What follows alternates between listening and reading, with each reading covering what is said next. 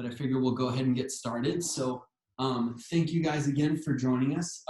Again, my name is Dr. Colton Korne. I'm a chiropractor at Functional Performance Institute. We're a chiropractic clinic located in Kearny Mesa with we specialize basically in sports medicine and rehab therapy. So I'm a big proponent of movement as far as exercise and for health and also for injury prevention and coming out of injury. So I got introduced to Claire when I was coming down here and started joining her Pilates classes. And I really, really love what Claire does and her philosophy. And so that's why we wanted to kind of create this series to kind of collaborate and show you guys how we would handle different topics or different cases from both a chiropractic and a Pilates standpoint. So I'm going to go ahead and let Claire kind of introduce herself as well. And then we'll go from there and we'll get started. Okay, great. I'm Claire Maund. I own Corecraft Pilates. I've been doing this for a lot of years. I love it. Feeling is mutual about Colton. I think he's a great chiropractor, and it's fun working with him because what each of us does really complements the other. So we're going to be introducing just some of our favorite core exercises. Colton's going to be starting us off, and yeah, if there's any questions along the way, I'm going to be offering some advanced options for some of them. Some regressive options for others of them. Colton's going to just jump in when he sees something that he wants to say and vice versa. So I think you're going to be getting started first, right, Colton? Yeah. Okay. So, yeah, basically to cover these are like, again, we wanted to go over like the top 4 core exercises that we think are basically essential and extremely important, especially during this quarantine because of a few reasons, obviously. Number one, we're not able to get out into our normal fitness centers or exercise classes in the way that we wanted to. And so that limits us not only from that standpoint, but we're also very limited for most people from an equipment standpoint. You know, we don't all have, you know, weights and reformers in our house, unfortunately, as much as we wish we did. So we try to find the exercises that are obviously most convenient or easiest to do for people, but are also our top 4 favorite that we think are super, super crucial and essential. And so basically kind of just to run those from top to bottom here, like the top 4 recommended again between both myself and Claire that we agreed upon were, we call our dead bugs or our tabletop position holds. Number 2 would be planks and plank variations. Number 3 would be side plank and side plank variations. And then number 4 is loaded carries. And so we'll kind of go through and talk about those exercises each individually. So I'm going to go ahead and start with the dead bug because I think that from the progression of least challenging to most challenging, we're going to kind of follow that order. And so the dead bug is a really, really important exercise because it seems to be most important to understand the ability of core stabilization and especially what Claire and myself call like a spine neutral position. Especially for people who are coming out of maybe a low back injury and they're very sensitive to a lot of movements in the low back. We want to try and establish this nice core neutral or spine neutral position. And so with the dead bug, what that looks like is going ahead and laying down on your back, flat on your back, and finding a position where your back is completely flat along the floor. So for people, there's 2 cues that I tell people is when you're laying down on your back, you want to make sure that you take your pelvis and you rock or tilt your pelvis backwards, like you're bringing your pubic bone up off the ground a little bit, and that should help to flatten that space underneath your low back. So there shouldn't be any space right along here. Secondly is to work on pinning this rib cage downward. So what I tell people is to take a nice breath in, and you'll notice the rib cage likes to lift up and flare out. I tell people to try to avoid that and exhale forcefully to kind of flatten that rib cage down. So as you're in this dead bug position, you're actually going to be focusing on breathing into the belly right in here instead of breathing up in here, which causes that low back to lift up off the ground, as you can kind of see here underneath me.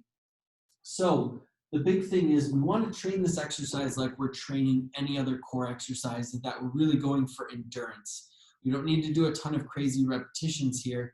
But I will show you the most basic regression for people who kind of struggle, or this may be a little sensitive for people. So what I'll do is I'll take like a chair or a small stool, and what you're going to do is you're going to place it right in front of you, and you're going to lay back flat and rest your heels just up on top.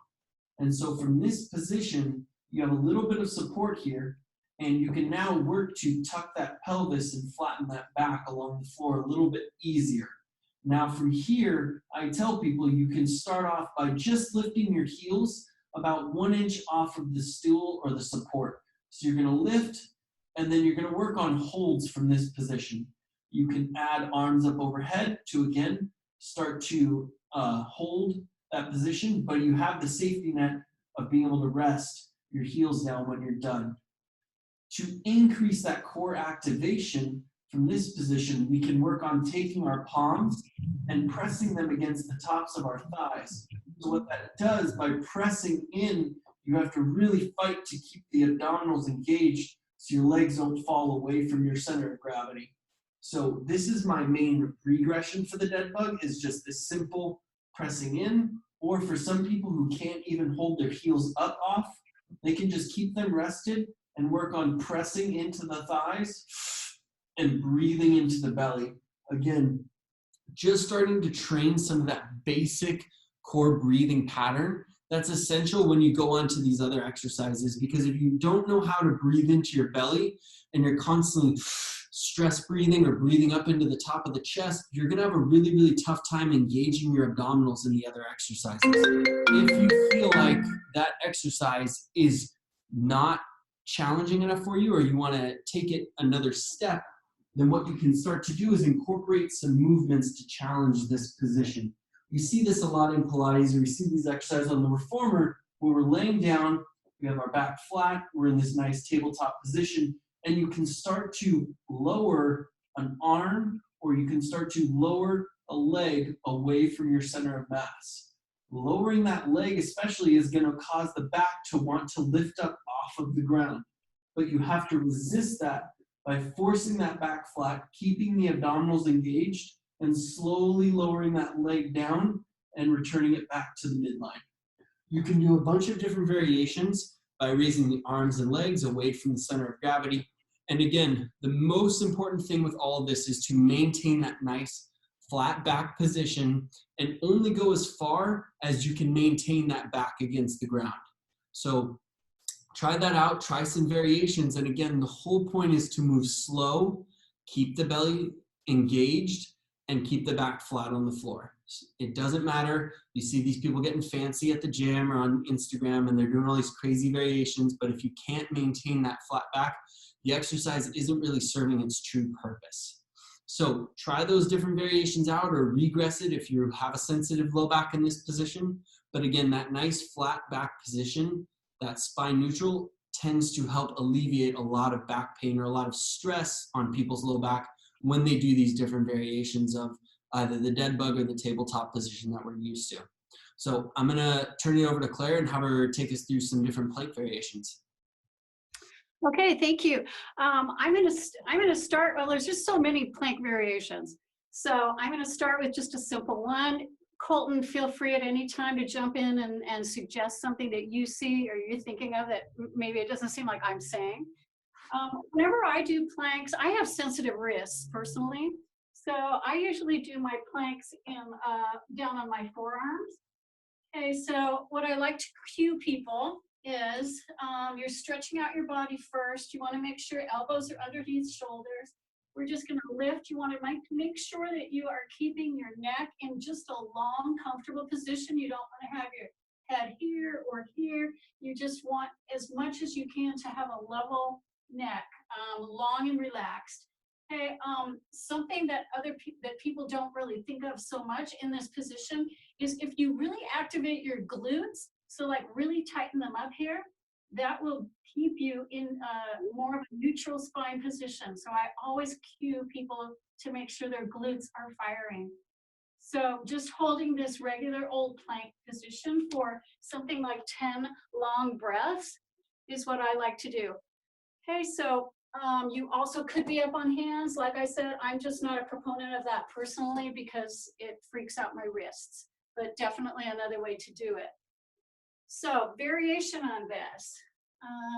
I'm right here, I'm holding that regular old plank. I'm firing my glutes. I'm trying to keep my neck long and relaxed. I'm just gonna drop the knees to barely touch, lift them back up again. So try not to allow your pelvis to go up. You don't wanna be here. Okay, you just want to have a nice solid plank. Just drop the knees, lift them back. Going for about 10 of these, I found, is a good number. Okay, so again, just, if this is too advanced for you, if it hurts your back in any way or your shoulders in any way, then it's just not the variation for you. A further variation here is holding here for a period of time, something like 5 breaths, then coming up into pike position. Okay, so pike position, I'm just gonna lower here, hold here, I'm gonna look at my feet. Okay, really suck up the abdominals here. Okay, 5 breaths here. And I'm just gonna walk out again, do it again. Okay, so again, not for everybody, definitely more of an advanced variation on that. So Colton, did you wanna add anything to that series? The biggest thing that I wanted to mention is that, again, the focus here is to have a nice neutral spine and a straight back through all these different variations. So wherever you're moving your arms or your legs, if you notice, Claire does a really, really good job of keeping her spine nice and flat. I always like to tell, especially all my older female clients, I just tell them, imagine you have a glass of red wine on your back and you're on your brand new white carpet. And that's a great metaphor. And it tells people to kind of stay nice and neutral and keep their back nice and straight through this exercise. Because again, if you're getting fancy and you're starting to add these variations, which are fun and they're challenging, but you're not maintaining that flat back, then the exercise is going to lose a little bit of its purpose. So yeah, I find just a simple plank is challenging enough. Mm-hmm. Another variation that I like to do, this is just a little squishy ball, it's very lightweight. I like to put this underneath my pelvis. I'm getting into my plank position again, and I'm just thinking of using leaning on it with my body weight. I'm lifting up, engaging the glutes, trying to keep a really nice straight back. Just, I'm gonna work my feet so that if you can see my feet, hopefully, I'm coming back and forth by just flexing and straightening at my ankles. Okay, so here, back and forth. I don't have weight on the ball, just using the ball as a reminder of the space I'm trying to keep between the floor and myself. Okay, so back and forth here, something like 10, 15 times, something like that. Okay, another variation in just this regular plank is to grab a Bosu. Okay, now this could be described as an easier version of this, but also it could be described as a harder version. I'm putting my forearms again on top of the Bosu, holding here. Okay, now this can feel easier because I'm not quite as flat. The Bosu is really sort of helping support me. However, the Bosu is unstable. So I'm having to work hard through my upper body to make sure that I'm staying stabilized on top of the Bosu. But just another variation for you. So do we want to just move right into side planks then? Yeah, absolutely. Or are there any questions, variations, or we'll just move along? Yeah, we'll go ahead and move along. The last thing I was going to say is, again, if you don't have a Bosu ball at home, trying to find something else that's unstable. Maybe sometimes people can even stack a couple of pillows if they're firmer pillows. And then again, it creates a little bit of shakiness or instability in the shoulders that again may throw your back off balance. And so your body reactively trying to balance against that is what's going to strengthen up the core. So that's a great variation as well too. But yeah, we'll go into the side planks now. Go for it. Okay. So moving on to side planks, I'm just going to do them the regular old way, and then I'm going to show you some variations. So again, everybody does these their own way. I cue people that if they aren't really confident of their strength in a side plank, that a good way to start is just to have both hands on the floor, and I've got my knees on the floor. I'm doing my best to have my back really straight. I'm getting a lot of activity right here in the lower side of my body and my oblique abdominals. Hey, if somebody can handle a little more advanced version of this, then it would be actually lifting up onto the feet, again, trying to create that really nice straight body and engaging the glutes. Okay, adding in an arm, okay, also makes this a little bit tougher. And again, very version that I don't ever do, but up on a hand and doing the same thing. Okay, so this is the side plank. And some other variations on this that I like are lowering and lifting your bottom hip. Okay, this could be done here. It could be done with your knees on the floor. Okay, so lower, lift, lower, lift. This is the easier version. Okay, tougher version right here. Lower to touch, lift back up, etc. Okay, nice deep breathing like Colton was talking about in the beginning of this. I also like to do, instead of just the down and up, I like to do the lift and center, lift and center. Okay, so anything that you can do to just do more to activate this is going to give you a lot of strength. So other variations on this, if you want to try something again with this squishy ball, we can put this here. Okay, this is not exactly a plank, but it's going to work a lot of the similar muscles. I'm going to take my bottom arm, support my head here. I've got my knees bent for a broader base of balance. And I'm going to try to keep my my spine really straight from the top of my head to my hip. And I'm just going to reach, reach. And I'm thinking of having double pane glass here around my body. So I've got one pane of glass here, one pane of glass here. The only direction I can take my body is directly side. So this is great for working this, and it's just a variation on the side plank concept.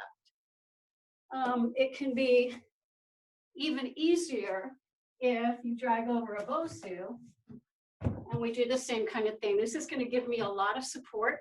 It's going to give your back a lot of support, and I'm going to be doing this definitely easier than when I had this little tiny guy that was forcing me to go in a bigger range of motion. A nice constant breathing, ribcage breathing, where you're bringing the breath deep into the torso. I think that those were all of my options for planks and side planks. So would you like to talk about some regressions that you can mind? Absolutely. I would say one of the big ones that I have is I find that people have trouble engaging that lower side glute when they're doing any type of side bridge or side plank. So even if you have to start and you're even just starting in a kneeling side plank, is people have a problem, if I'm laying on my left side here, they have a problem engaging this left glute as they're into this position. So they're maybe tenting and trying to use all of their oblique muscles without engaging a little bit more of that glute. And so that can sometimes, again, put people into like a hyperextension of the low back where their butt's kind of sticking out behind them, and they get some pull inside that low back, and they're not quite getting abdominals. They're really getting more of these low back muscles on one side that are firing up.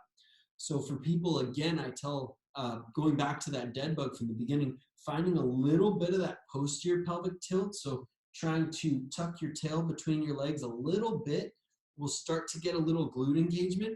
And the moment that you pick up off the ground, if you maintain that tilt of the pelvis, you should get more glute activation on that downside.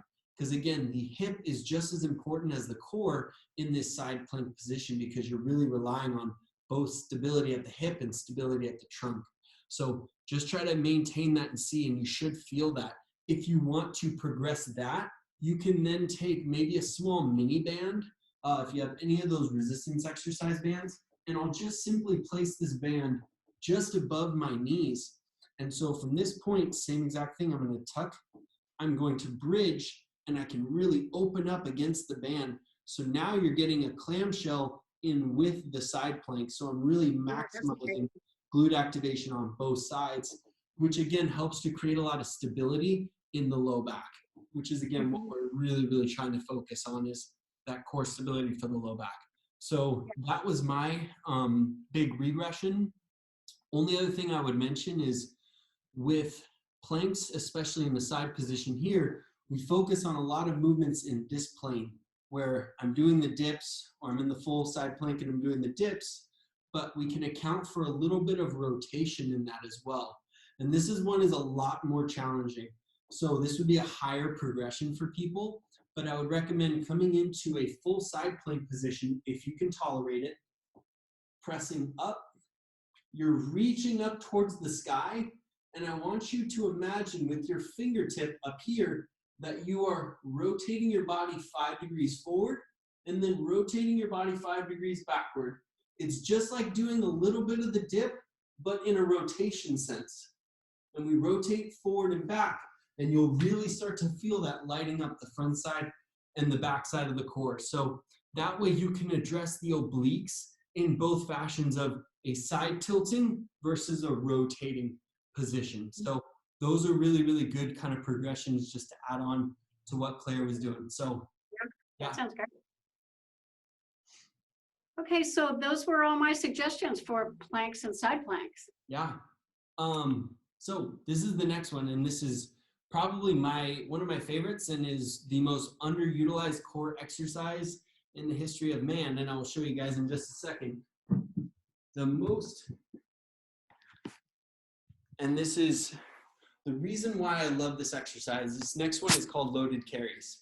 And you're like, what does that mean? And I'm like, it means loading up some weight and carrying it. That's the simplest way. And the reason why it's so underutilized is because people forget that so much of our life, especially with our core activation, we spend so much of our time up on our feet, and we don't really train enough of our core with being up on our feet. Most of our core work, our exercise work, is on our back or on our side or on our stomach, but not very much of it translates to standing. And so you think about the times where you had 3 grocery bags in your trunk and you really didn't want to carry all 3 of them because they're really heavy. But that is the simplest way to get in some core work, is picking up something heavy and just carrying it. And so there's a few ways to kind of progress and regress this, and I'll kind of demonstrate that really quickly here.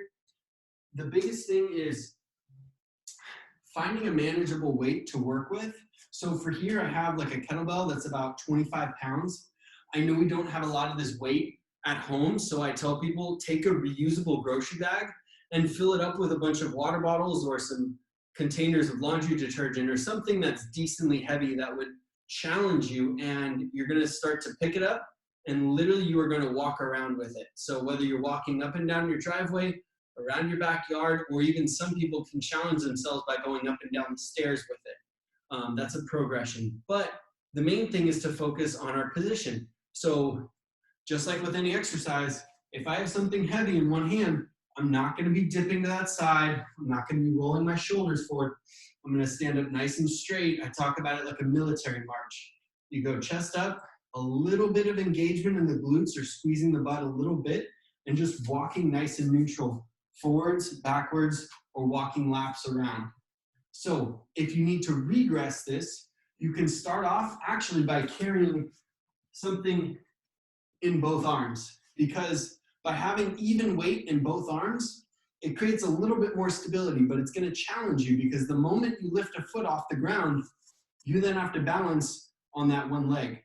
So that's where it creates a little bit of the sense of stability, is by doing what we call a farmer's carry. So 2 weights that are about the same weight, and you'll just walk with that.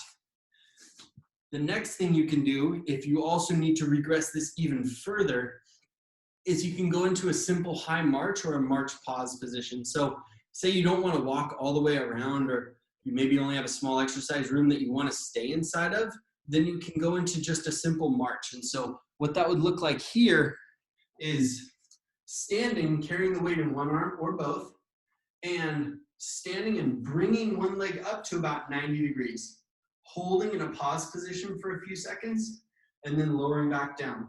Similarly, you would switch sides, hold this position, come back down. And again, the biggest thing I want you to see from the side is I'm not arching back. I'm standing up nice and straight.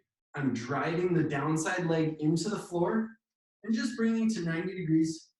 And what I will do is focus on this downside leg, squeezing that glute, standing nice and neutral, holding, and you're going to feel a little bit of that instability.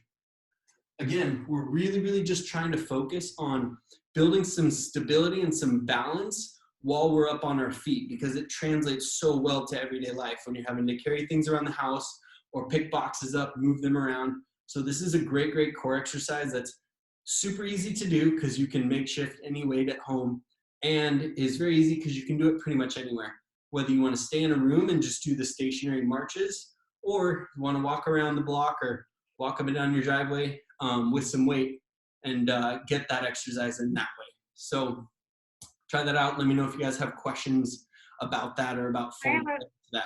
I have a question about that one.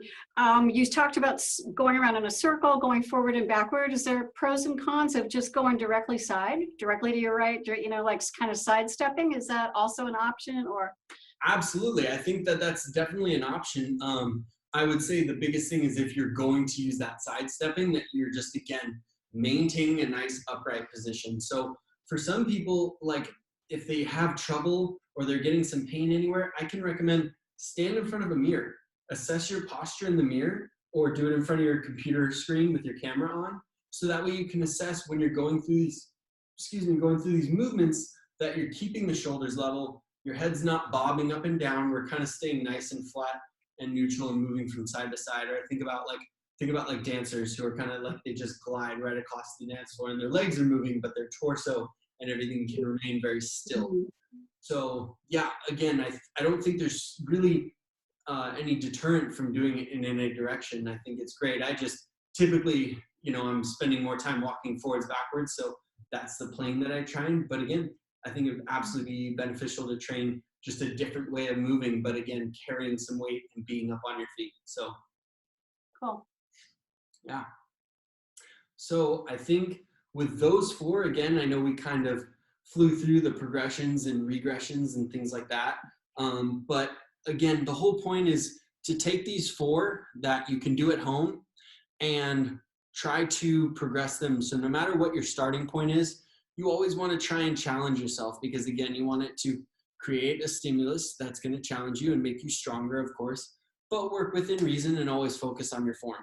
But these four, especially just because of how much sitting we're doing, we're not getting out, we're not able to be as active as we want to be. So we really, really need to focus on core stability, because when we go back to our normal workout routine, if our core isn't strong enough, it doesn't matter how strong our glutes and our hips and our shoulders are, if we can't maintain a nice neutral spine, there's a high likelihood that we'll end up getting injured or getting injured much sooner. So absolutely. Yeah, so I think at this point, just wanted to kind of open it up to questions. So if you guys have any questions at the moment, feel free to drop it in the comment box and we can kind of answer it. If not, I'm just going to go ahead and put my email and Claire's email in the chat box. So that way, again, if you have any personal questions or if you'd like more information from either of us, you can go ahead and just click on that. We're going to have a recording of this posted up on our YouTube pages. And so that way you can access these and kind of look back on them at another time as well. So yeah, that's the main thing. So really quick, like I said, any questions right now?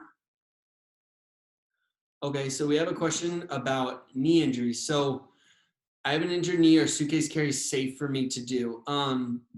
Again, in my own professional opinion, it depends on the severity of your knee injury. If you're able to walk normally without any pain, then usually walking with a light amount of weight should be completely safe. The nice thing about loaded carries as well too is if the exercise starts to bother you, it's a very simple exercise to avoid injury in, because if you start to feel something pulling while you're walking, you can just drop the weight. Let it go, bail out, cut the exercise, and then either rest or contact someone for a little bit more advice. But depending on the knee injury, if you can walk, the beauty of loaded carries is that it really is just walking. So if you can walk without pain in your knee, then loaded carries should be very, very beneficial, because they will help you kind of keep some stability as you're walking as well. So that would be my best thing. Do you have any advice for that, Claire, as far as like modifications? Anything? Yeah, no, I have knee injuries as well. And I'm just always careful. I mean, just another little aside, but I think the best thing you can do when you have knee injuries is to keep your legs really strong, just to really work at strengthening all parts of your thigh. And of course, core strength is going to really help that too. Absolutely. Awesome. All right. Any other questions? Give you guys a minute here. And again, thank you guys so much. Appreciate it. Thank you guys for tuning in. And we're going to have another one next Thursday. We are still kind of taking feedback from different people, patients and clients, as far as topics. We already kind of covered posture and covered core stability. So Claire and I are going to kind of go through and see what people are asking for and what the general consensus is on topics for right now. But again, feel free to chime in or let us know, and we will send out another newsletter by next Monday and have that webinar ready to go for next Thursday. So yeah, without further ado, yeah, thank you so much. Claire, I'll let you. Yeah, it was fun. Awesome. All right, well, take care, everyone. Thank you so much. I appreciate it, and we will see you guys all next week. Yep. All right. Bye, everyone. Bye.